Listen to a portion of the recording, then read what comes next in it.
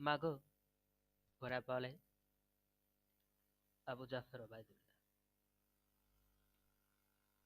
কুমড়ো ফুলে ফুলে নুয়ে পড়েছে লতাটা, সজনে ডাঁটায় ভরে গেছে গাছটা।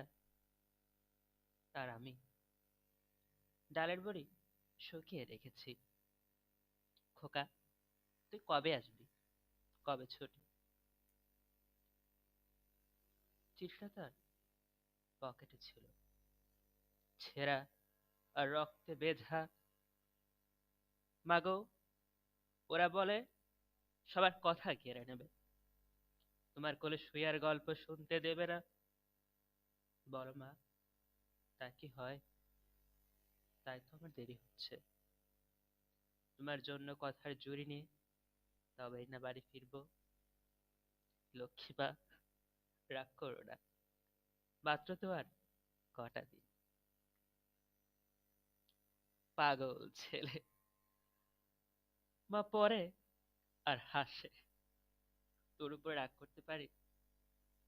নারিকেলের চিড়ে কোটে, উড়কি ধানের মুড়কি ভাজে, এটা সেটা আরো কত কি। তার খোকা যে বাড়ি ফিরবে, ক্লান্ত খোকা।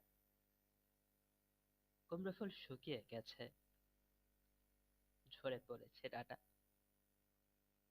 ওই লতাটা নেতানো। খোকা এলি, ঝাপসা চোখে মা তাকায়। উঠানে উঠানে, যেখানে খোকার সব শকুনিরা ব্যবচ্ছেদ করে। এখন মার চোখে চৈত্রের রোদ পুড়িয়ে দেয় শকুনিদের। তারপর দাওয়ায় বসে মা আবার ধান ভাড়ে, ভিন্নি ধানের খই বাজে। খোকা তার কখন আসে, কখন আসে। এখন মার চোখে শিশির ভোর স্নেহের রোদে ফেটে পড়েছে।